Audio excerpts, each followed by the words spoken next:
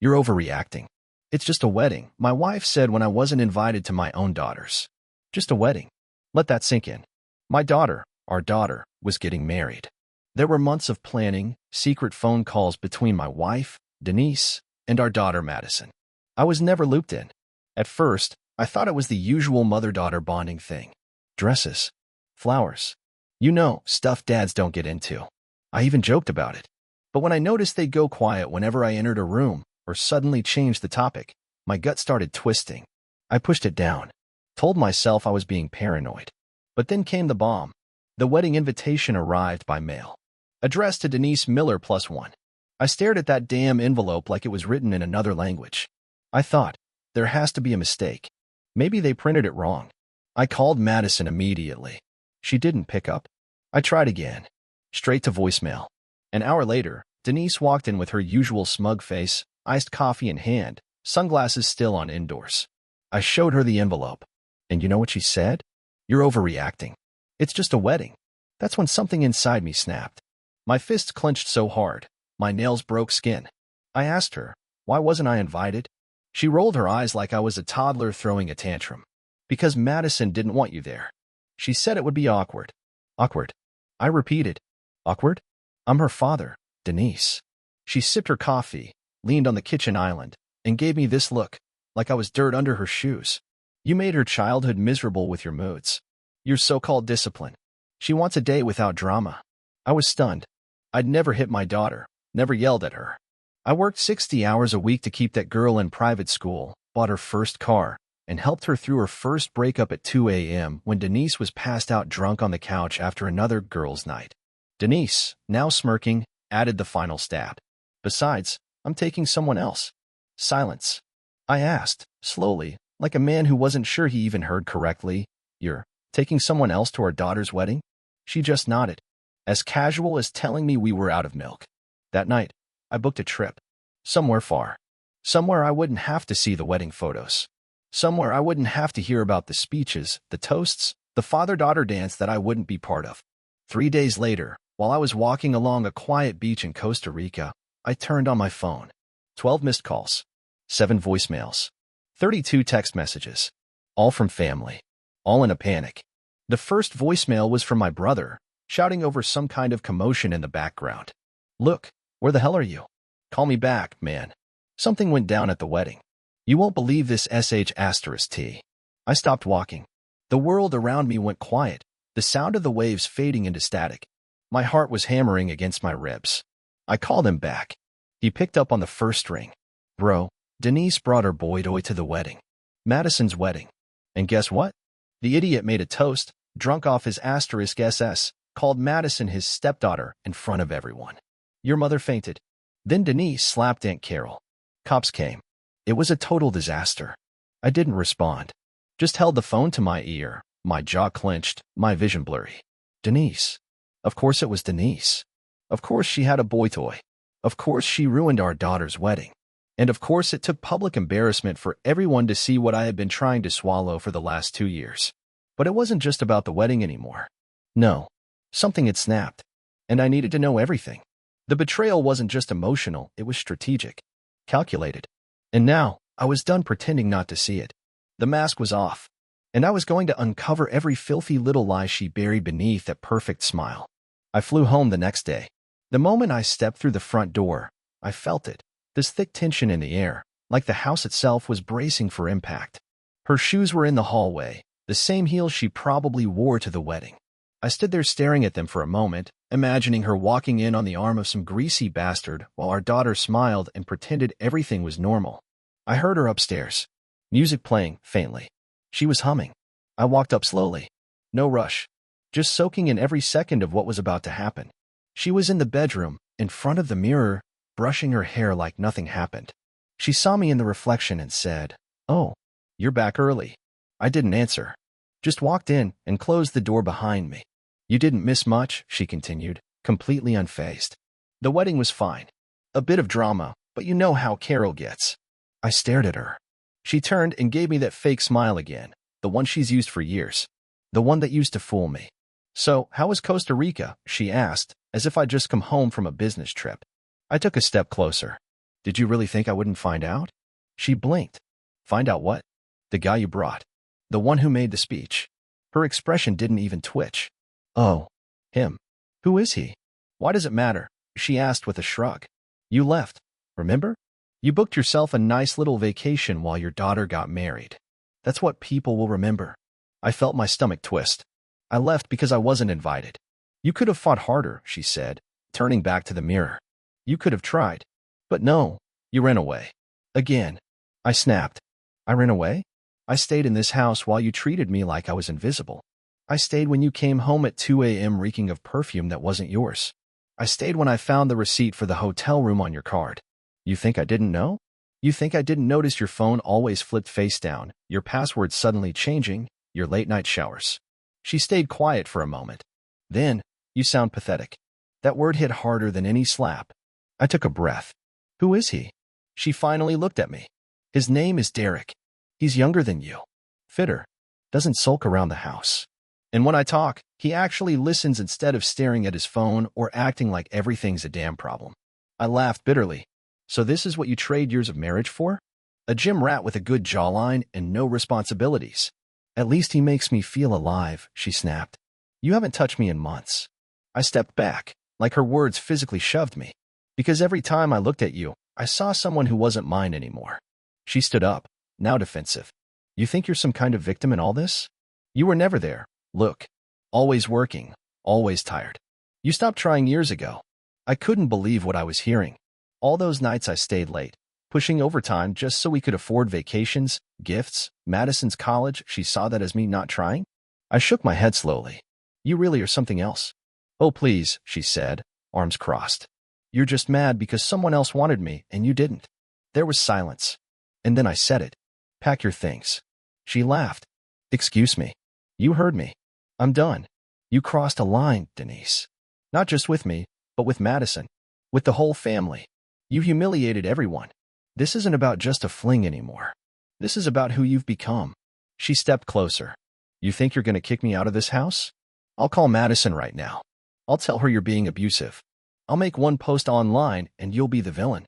That's how easy it is for women now. Look. Wake up. I stared at her. No more anger.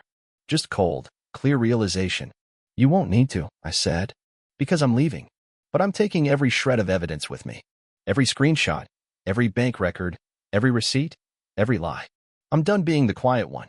I turned to walk out, but she grabbed my arm. Her voice lowered, suddenly less smug. Luke, don't do this. I looked her in the eyes. You already did. I pulled my arm free and walked downstairs. Each step felt like closing a chapter. By the time I hit the driveway, I already knew where I was going next. To someone who still respected me. To someone who deserved to know the truth. Madison. I drove straight to Madison's place. My hands were gripping the wheel so hard they ached. I hadn't seen her in weeks, months, maybe. The last time we talked properly, she told me she was busy with wedding plans and that we'd catch up after the big day. Now, I knew what that really meant. Busy choosing who got to stand by her on the most important day of her life, and I didn't even make the list. When I pulled up, there were still balloons and white ribbons on the mailbox. My stomach twisted. The celebration had already happened, and I hadn't even been considered a part of it. I rang the bell. Her husband, well, new husband, opened the door. Jason. Polite, soft-spoken, the kind of guy who calls everyone sir and says God bless after sneezing. I didn't hate him, but I didn't know him either. Mr. Miller, he said, surprised. Madison's upstairs. Come in. I stepped into the house, glancing around at the decorations. Photos on the walls, one giant print of Madison in her wedding dress on the staircase wall. She looked happy. Beautiful. Like the little girl I used to carry on my shoulders at the fair. But I didn't recognize the man standing beside her. I mean, yeah, it was Jason, but it should have been me in that picture too. Standing on her left, giving her away, smiling through tears. But I was invisible. Madison came down the stairs slowly. She wasn't smiling. Dad, she said softly. Can we talk? I asked, voice low. Alone. Jason took the hint and nodded, disappearing into the kitchen. Madison motioned to the living room. We sat, and for a second, neither of us spoke. Why? I finally asked. She looked down at her hands. It wasn't supposed to happen like that. Then how was it supposed to happen? I said. You and your mother schemed for months, invite her boyfriend to your wedding, and leave me out like I don't even exist? It wasn't about you, she said. It was about keeping the peace. Keeping the peace? I repeated. You thought not inviting your own father would keep the peace? She swallowed. Mom said you'd make a scene, that you'd judge Jason, or criticize the ceremony, or... That's what she told you? I said, heart pounding. Madison, do you know how many nights I worked late to pay for your schooling? How many arguments I had with your mom just to make sure you had the life you deserved? You think I would have ruined your day? Tears welled in her eyes, but I wasn't letting her off that easy. She brought a man to your wedding, I said. A man she's been sneaking around with for months. He gave a toast, called you his stepdaughter, and nearly started a fistfight at the reception. That's what you picked over me. Madison finally broke down. I didn't know he was coming. I froze. What? I swear, Dad. Mom told me she was bringing her friend Karen. She said you were going to be out of the country and that it was better this way. She said you were cold and bitter and you didn't care anymore. That hit me harder than anything. She poisoned you against me, I said quietly. She turned my own daughter against me so she could play out some sick fantasy with her boy toy. Madison nodded slowly, wiping her cheeks. I didn't want to believe it until he opened his mouth. Then I realized, you weren't the problem. I leaned back, staring at the ceiling. Years of memories swirled in my head. Birthday parties, scraped knees, homework at the kitchen table. I had been there for all of it. And Denise erased me with a few whispered lies. I want to fix this, Madison said. Please. I looked at her. My daughter. My blood. Fixing this means telling the truth, I said. To everyone. To Grandma. To the family. Because right now, they think I bailed. They think I was some bitter old man who couldn't even show up. I'll tell them, she whispered. I'll tell them everything. I stood up, feeling hollow but focused. One more thing, I added. You're married now.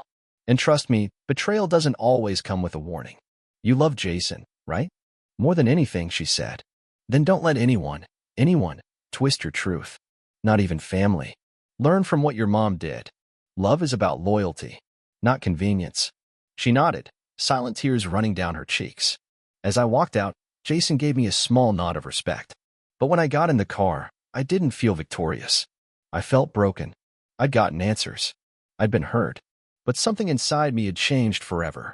And when I looked at my phone and saw Denise's name flashing across the screen again, I didn't hesitate. I hit block. The next few days were quiet, too quiet. The kind of quiet that presses down on your chest when you're lying awake at 3 a.m., staring at the ceiling, wondering how the hell you missed it all happening right under your nose. Denise hadn't called or texted again. Not since I blocked her. But I knew she wouldn't go quietly. That woman thrived on control, and me walking away from her chaos wasn't part of her script. So I waited. And sure enough, the storm came. It started with a knock at the door. I opened it to find Denise standing there like she still owned the place, tight dress, sunglasses pushed up on her head, fake tan glowing under the porch light. Her lips curled into a smirk like she was expecting me to beg her to come back. Can we talk? She asked, already stepping inside. I didn't stop her. I just followed her into the living room, arms crossed, saying nothing. You've made quite the scene, she started, dropping her purse on the table. Madison called me crying, said you filled her head with all kinds of crap. I narrowed my eyes. Truth isn't crap, Denise. It's just something you're not used to hearing. She laughed short, sharp, and hollow. Oh, please. You're acting like I'm some villain. Like I planned this whole thing to hurt you. You did plan it, I snapped. You lied. You manipulated our daughter. You brought your damn lover to her wedding like it was some kind of joke. Her eyes flashed. Don't call him that. Why not? That's what he is, isn't he? Or do you have another one stashed away somewhere, too? That hit a nerve. She stiffened. I'm not here to fight, she said, suddenly softening her tone. I'm here because we need to figure things out. The house. The finances. Madison's caught in the middle of this. Don't you dare act like you care about Madison, I growled. You didn't care when you left me out of the biggest day of her life. You didn't care when you brought a stranger into our home behind my back. Don't act like the mother of the year now. She stood there, silent for a moment, and then her voice turned cold. You really think you're going to come out of this looking clean? You think people won't believe me when I say you were emotionally abusive? That you pushed me away? There it was. The threat. I knew it would come. You can try, I said. But I've got receipts, Denise. I've got screenshots, texts, bank statements, hotel bills, timestamps, and more. You want to go to war? Fine, but I don't think you'll like how it ends. For a second, I saw something rare in her eyes. Fear. She grabbed her purse slowly, tried to mask her shaken breath. You always were dramatic. And you always were fake. She stormed out, slamming the door behind her. The sound echoed through the house. That night, I opened a folder I'd been keeping for months. Something in me had known, even before the wedding drama, that something was wrong. I had everything. The calls to unknown numbers, the receipts from hotels near her office, even the photos of her car parked outside that Jim Derrick worked at. I had built a case. Quietly. Carefully. I wasn't planning to go nuclear, not yet. But I wasn't going to let her drag me down either. The next day, I went to see a lawyer. I laid it all out, every detail. She read through everything, her expression growing tighter with each document. You've got more than enough, she said, looking up at me. Infidelity. Emotional distress. You'll walk out of this with everything you need. I nodded, but it didn't feel like a win. It felt like putting a dying animal out of its misery. When I left the office, my phone buzzed again. This time, it was my sister, Laura. Hey, she said. I just wanted to tell you. I saw the pictures. From the wedding. And I'm sorry. I didn't say anything. She embarrassed herself. Not you, she continued. Everyone saw it. The whole family's behind you now. I stared out the windshield of my parked car, watching raindrops slide down the glass like they were racing each other to disappear first. Thanks, I finally said. It's not over yet, but I'm getting there. After we hung up, I just sat there, hands on the wheel, engine off, thinking. Denise had always been good at making me doubt myself, twisting guilt like a knife until I started believing I deserved it, that I was the problem. But now, I wasn't that man anymore. She lit the match. Now she gets to watch the flames. A few days passed. Silence again. The kind that comes not from peace, but from someone plotting their next move. I knew Denise too well. She wouldn't just disappear. She needed control. Needed to be the one who pulled the strings. So when the email arrived, I wasn't surprised. But what was in it? That made my blood boil. Subject, let's talk, for Madison's sake. Attached were scanned pages. A letter from her lawyer. Denise had officially filed first. Divorce. Not just that, she was asking for spousal support. Half the house. Half my retirement. And get this, she claimed emotional abuse. Said she felt unsafe in the home, that I had abandoned her emotionally for years, that I'd neglected the marriage. I stared at the screen, jaw clenched so tight it hurt. That woman had cheated, lied, humiliated me in front of family and friends, and now she wanted money? Sympathy? To win? I called my lawyer. She laughed. Let her play her game, she said. This'll be fun. It didn't feel fun. It felt humiliating. But I knew what I had to do. Over the next week, I built a file. I printed everything: texts, emails, timestamped messages, photos, bank statements. Even her flirty Instagram DMs with Derrick, which he hadn't even tried to hide. Moron left his profile public. He was dumb enough to post a picture of Denise in lingerie at his place with the caption, "She said she loves me more than her boring husband." Sorry, not sorry. I screenshotted it. Every comment, every like, every disgusting reply she made. Let her lawyer chew on that.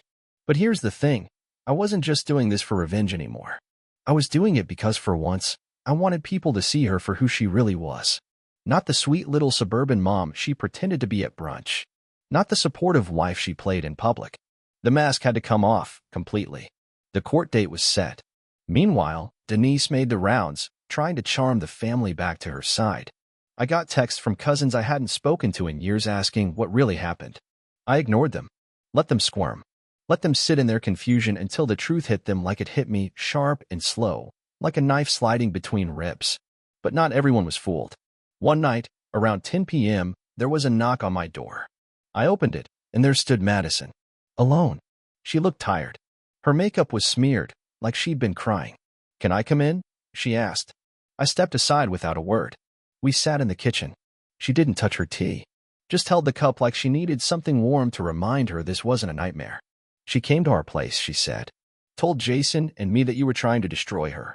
That you hacked her accounts. That you were abusive." She cried. Screamed. Said you ruined the wedding. That Derrick was just a friend. I waited. But then she left her phone on the counter while she was in the bathroom, Madison continued, her voice barely above a whisper. It lit up. A message from him. "Can't wait to do what we did last night again, winking face. I didn't even blink. She came back. Realized I saw it, Madison said, voice breaking. You know what she did? Laughed. Said I was just a kid who didn't understand grown-up relationships. Said, your dad will never win. I'll bleed him dry. That last line hit like a punch. Not just because it was cruel, but because I knew she meant it. I'm sorry, Dad, Madison whispered, finally crying. I didn't see her for what she was. I thought she loved us both. I placed my hand over hers. You don't need to apologize. You were trying to love your mom. There's nothing wrong with that. She leaned into my shoulder like she used to when she was a little girl. And for a moment, in that quiet kitchen, I felt something I hadn't felt in months. Clarity. This wasn't just about a cheating wife anymore. This was about reclaiming my life from someone who thought they could lie, cheat, manipulate, and still come out looking like the victim. No more. I want to testify for you, Madison said suddenly. If this goes to court, I want them to know what really happened. I nodded slowly. That means more to me than you know. After she left, I sat at my desk and stared at the divorce paperwork again. This time, I didn't feel rage. I felt focus. She wanted war? Fine. But she forgot one thing. I don't lose twice. The morning of the hearing, I didn't feel nerves. I felt cold, like someone who'd already buried the body and was just waiting for the paperwork to catch up. I wore a dark gray suit, simple, clean, and nothing flashy. I didn't need drama. I had the truth. Denise showed up 20 minutes late, of course. She always had to make an entrance. Her hair done to perfection, lips painted red like a warning sign. She walked in like she was the victim, like the room owed her sympathy. Derek wasn't with her, probably still licking his wounds from the family backlash. I didn't look at her. Not once. Our lawyers handled most of the conversation. Denise's attorney, a slick guy named Victor with a gold watch and fake compassion, opened with his usual performance. He painted her as a devoted wife who had suffered emotional neglect in a loveless household. I almost laughed out loud. Then it was our turn. My lawyer laid everything out like a well-written script. The timeline, the receipts, the screenshots, the text from Derek, the Instagram post, the gym check-ins that matched her location history, every lie carefully countered with hard evidence. Then she dropped the final hammer, Madison's sworn statement, signed and dated. The judge's expression didn't change much, but I could tell he wasn't buying Denise's crocodile tears anymore. Denise kept glancing over at me during the hearing, waiting for me to react. I didn't. I sat still, eyes forward, like she wasn't even there. That silence? It was louder than anything I could have said. After hours of back and forth, the session adjourned. No decision yet, more documents needed to be reviewed. But the damage was done. Outside the courtroom, Denise finally cornered me. You smug bastard, she hissed, stepping close. You think you've won? This isn't over. I looked her dead in the eye. You're right, I said calmly. It's just beginning. She stared at me like she didn't recognize me anymore. And maybe she didn't. Because the man she used to twist around her finger was gone. Replaced with someone who'd already lived through the worst and came out colder, sharper. Do you know what it's like to feel invisible in your own home? I said. To have your daughter's wedding planned behind your back? To find out the woman you've loved for 20 years has been laughing behind your back with a guy half your age. She rolled her eyes. Spare me the pity party. Oh, there's no pity, I said. There's just facts. And the fact is, you ruined your own life. All I did was stop covering for you. She turned and stormed off like she always did when she had nothing left to say. Later that night, I got a call from Madison. She and Jason had seen the online chaos. Denise had tried to twist the story on Facebook, posting vague quotes about narcissistic men and how she was finally free. But the comments weren't going the way she hoped. And Carol wrote, "Is that what freedom looks like? Bringing your boyfriend to a wedding and slapping people?" Uncle Tom replied, "Pretty bold move to accuse your husband of abuse when you've been sneaking around with your trainer for 6 months." It was like watching a snake writhe in sunlight.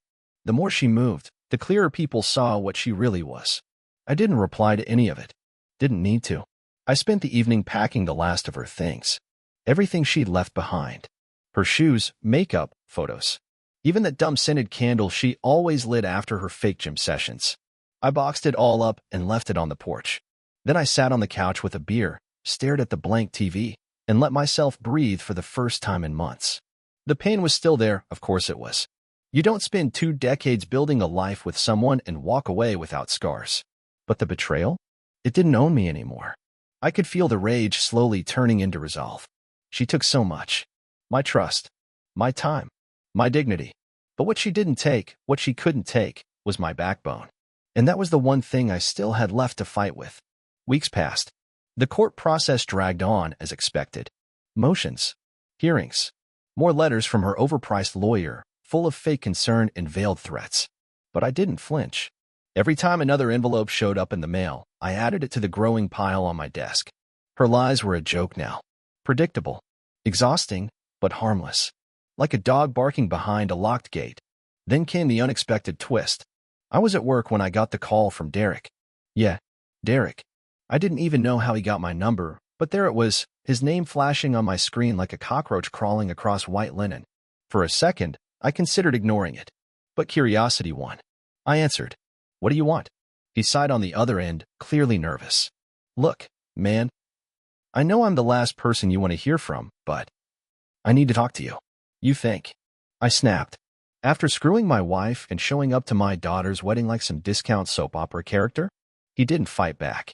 Yeah, I deserve that. I know. Silence. Then he dropped it. She's screwing someone else now. I didn't say a word. Yeah, he continued, voice low. Guy named Tyler. Some marketing exec. Met him at one of those fundraisers she dragged me to. I caught her texting him. She denied it. Said I was paranoid, just like she said about you. But 2 nights ago, she didn't come home. I tracked her phone. She was at his condo. I let that hang for a second. Then said, flatly, you got what you signed up for. I know, he muttered. I'm sorry. I didn't think it would end up like this. You thought she was going to bake you cookies and rub your back every night? She used you, Derek. Just like she used me. And now she's moving on to her next idiot.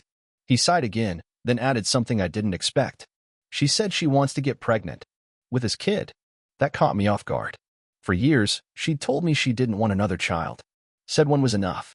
That she was done with diapers and bottles. We even fought about it. I let go of that dream because I loved her. And now she wanted to start over? With some stranger? I hung up. No goodbye. No reaction. I didn't owe him a single extra second of my time. That night, I sat on the porch. Cold drink in hand.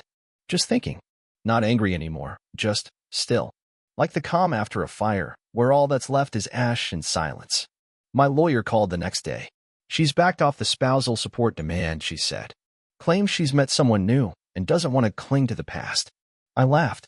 Loud and long. Let her go. Let her cling to some new fantasy. Let her lie her way into another disaster.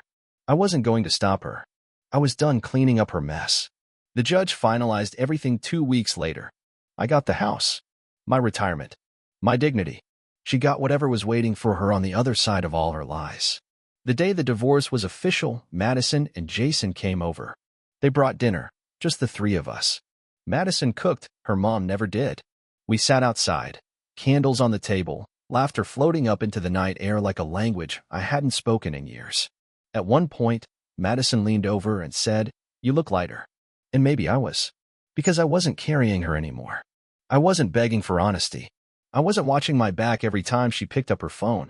I was free. Later that night, after they left, I walked through the house slowly, room by room. I stopped in the hallway, stared at an old picture of Denise and me, the kind you keep out of habit, not sentiment. I pulled it off the wall and dropped it in the trash. She wasn't part of my story anymore. She was just the storm I survived. A month passed. The dust had settled, the court was behind me, and for the first time in what felt like forever, my mornings didn't start with a pit in my stomach. But it was strange how silence could be louder than the chaos I'd grown used to. No more slamming doors. No more fake apologies. No more tiptoeing around her moods.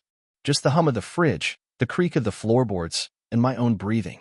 At first, it felt like loneliness. But after a while, I realized what it really was: peace. Still, I didn't let my guard down. Not fully. Because I knew Denise. And people like her don't walk away quietly. Sure enough, it started again. A message. A casual, "Hey," from an unknown number. Then another one the next day. "You around? Can we talk? I miss you." I didn't answer. I blocked the number. Then came the email. No subject line. Just 5 words. "Do you ever miss me?" I didn't open it. I didn't need to. That was her game, planting seeds. Testing cracks in the wall she helped build and tear down. But there were no cracks left. Later that week, I ran into her mother at the grocery store. Nancy, sweet woman, always looked at me like I was the son she never had. She stopped me by the produce section, her face full of discomfort. She told me she wants to come home, she said. I blinked.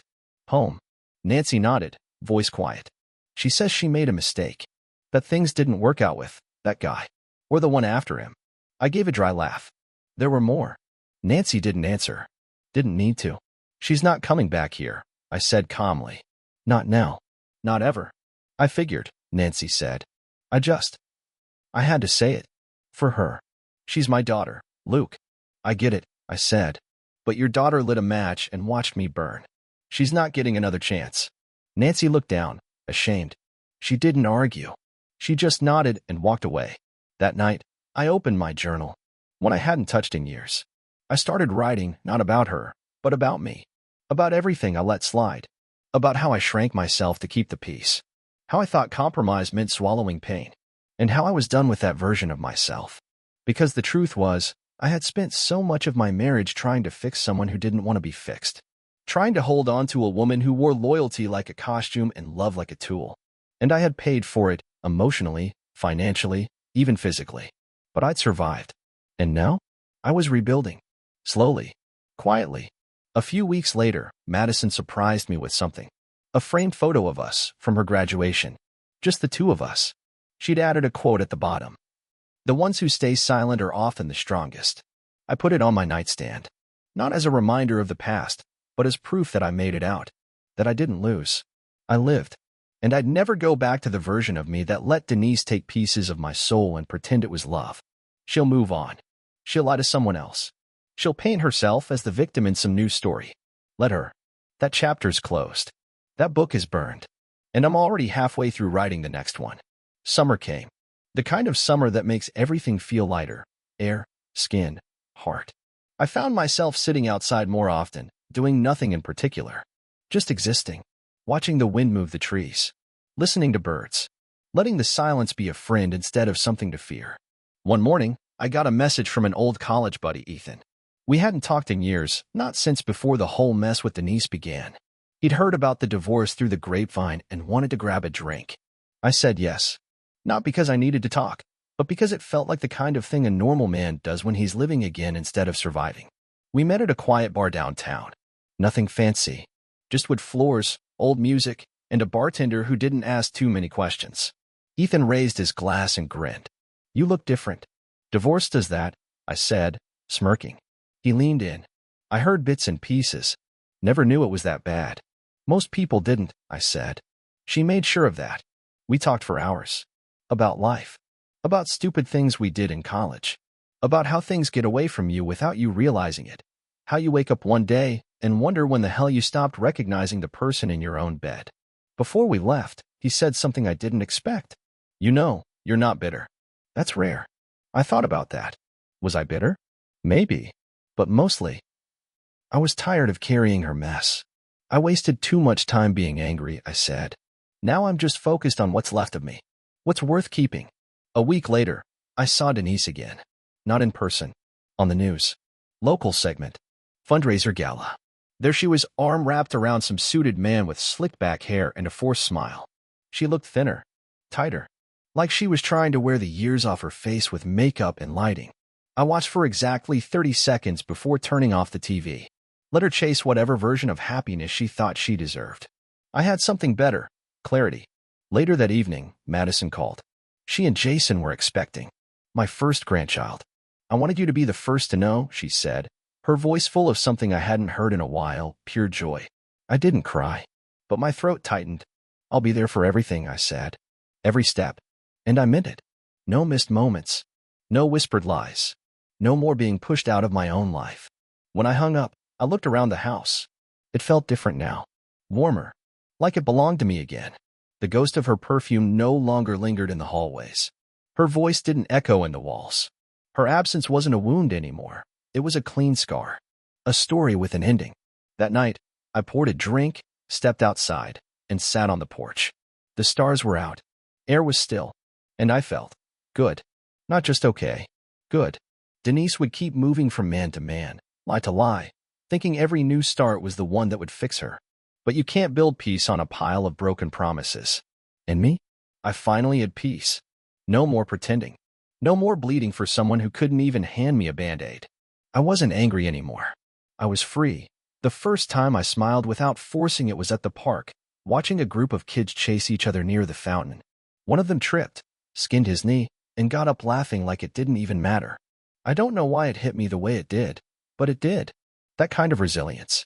That refusal to let a fall ruin your day. I thought about all the times Denise knocked me down, quietly, behind closed doors, with those sharp little comments designed to cut deep without leaving marks. And how I used to take it, thinking that's what love was, enduring the blade with a smile because you were scared of what would happen if you dropped it. Not anymore. I started doing things I used to love but had abandoned somewhere along the line. I picked up my guitar again, found it buried in the attic, still dusty from years of neglect. The strings were dead, but they would still sing when I touched it. I played old songs, new ones, made up melodies with no lyrics, just emotion. The house wasn't silent anymore. It was full of music. And for once, it wasn't being drowned out by someone slamming drawers or pacing the floors in stilettos at midnight while pretending they were just stressed from work. I repainted the bedroom, took down the old gray she loved and replaced it with a deep green. Something calming. Something that didn't remind me of her eyes, or the way she used to look at me like I was a burden she regretted picking up. I donated the last of her things. Every scarf, every shoe, every bottle of overpriced perfume. I didn't keep a single trace. Not because I hated her, but because I didn't need reminders of a life I no longer lived. One night, I got a message from Derek again. This time, it was just one line. You were right. I didn't reply. Some lessons don't need lectures. They just need time. And clearly, he'd had his share of hers. Denise didn't reach out again. Maybe she finally realized I was done. Or maybe she was too busy telling some new guy her sob story, how she was trapped in a loveless marriage with a man who never appreciated her. Let her have it. Let her rewrite the narrative if it helped her sleep. I wasn't losing any more sleep over her. Madison invited me to the ultrasound appointment. Seeing that tiny blur on the screen, hearing the heartbeat, it was like someone handed me a new beginning. A future that didn't include lies and betrayal. Just love. Real love. I held her hand, and she looked at me with the same eyes she had when she was 5 and scared of thunderstorms. And I thought, this is it. This is what matters. This is what I kept going for. The pain didn't vanish. It never really does. It just changes, dulls, softens around the edges until it becomes a scar you barely notice anymore. And if you're lucky, you start to feel proud of it. Not for the wound, but for the healing. Sometimes I catch myself wondering what would have happened if Denise had been honest. If she'd told me she was unhappy. If she'd fought for us instead of against me. But then I remind myself, some people don't want peace. They only feel alive when there's chaos. And I'm not in the business of bleeding for people who love the sound of their own damage. I didn't win anything flashy. There was no movie ending. No dramatic apology or grand redemption. Just a man, finally free, finally whole, finally home in his own skin. Fall rolled in like a soft sigh, cooler mornings, earlier sunsets, leaves turning the color of fire before dropping one by one. Everything felt quieter, slower, but not empty. Peaceful, like life was finally letting me exhale. I'd gotten used to being alone, not in a bitter, lonely kind of way, but in a clean, uncluttered way. There were no more games, no mind reading, no wondering who was lying and when. I knew where everything was, both in my house and in my head. Madison called more often. She'd send baby name ideas, videos of her baby bump, little voice notes saying, "You're gonna be the best grandpa." Sometimes I'd just replay them at night before bed, not because I needed reassurance, but because it reminded me what survival gave me, a second chance to be present. And then one afternoon, while walking downtown with a coffee, I saw her. Denise. Standing outside a boutique in heels too high for her age, sunglasses on even though it was overcast, laughing way too hard at something some man beside her had just said. He wasn't Derek. He wasn't the last one, either. Just another suit. Another guy that hadn't figured her out yet. She didn't see me. Or if she did, she pretended not to. I didn't stop walking. Didn't flinch. But a strange calm settled over me like a quiet curtain closing. She didn't matter anymore. The anger was gone. The betrayal? Just a chapter. I didn't want revenge. I didn't want her to crash and burn. I didn't even care if she found happiness. Let her chase whatever fantasy she needed to feel whole. That was no longer my problem to fix. That night, I met a woman. Not in some forced dating app kind of way. Just two people reaching for the same book at a bookstore.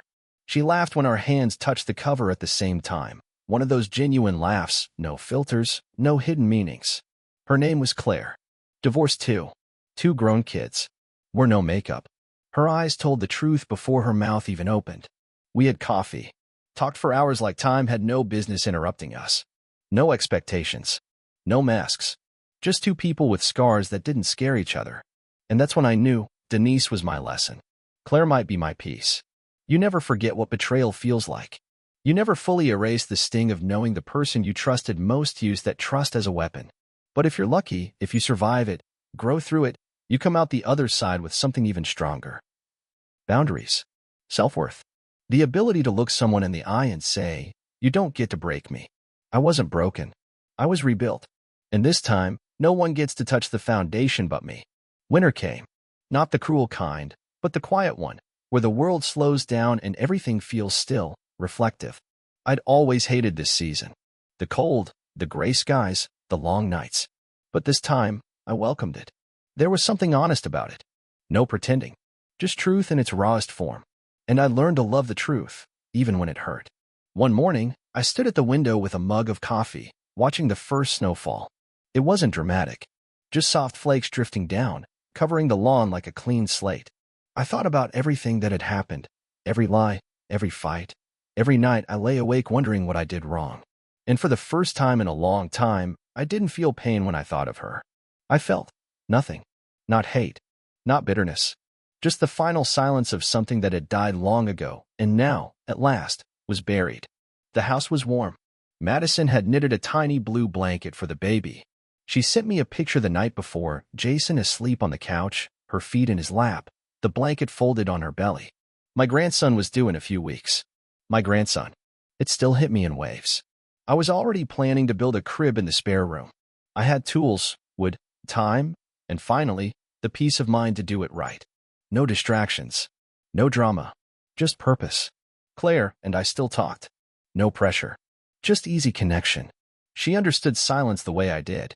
Understood that sometimes, healing doesn't look like fireworks. It looks like making dinner for two and not flinching when the phone rings. One night, as we were walking back to our cars after a late dinner, she asked, if you could go back and undo it all, erase her completely, would you? I thought about it. About the years with Denise. The betrayals. The sleepless nights. The look on Madison's face when she realized what her mother had done. The pain. Then I thought about who I'd become because of it. The strength I'd been forced to find. The freedom I'd earned. And I said, no, I wouldn't. She nodded. Not surprised. She understood. Because the truth is, some scars teach you who you are. I learned to speak up. To stand my ground. To stop accepting half love in exchange for full loyalty. I learned that being a good man doesn't mean being a quiet one. That real love never demands your silence. So if someone asked me now what I'd tell another man going through what I went through, I'd tell him this. She will lie. She will twist your words. She will make you question your own memory. She will smile while she's burning your world down. And you will ache in places you didn't know existed. But don't beg. Don't chase.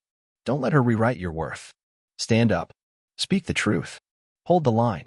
And one day, when the silence finally settles, you'll realize you didn't lose her. You found yourself. And that's the only win that ever mattered.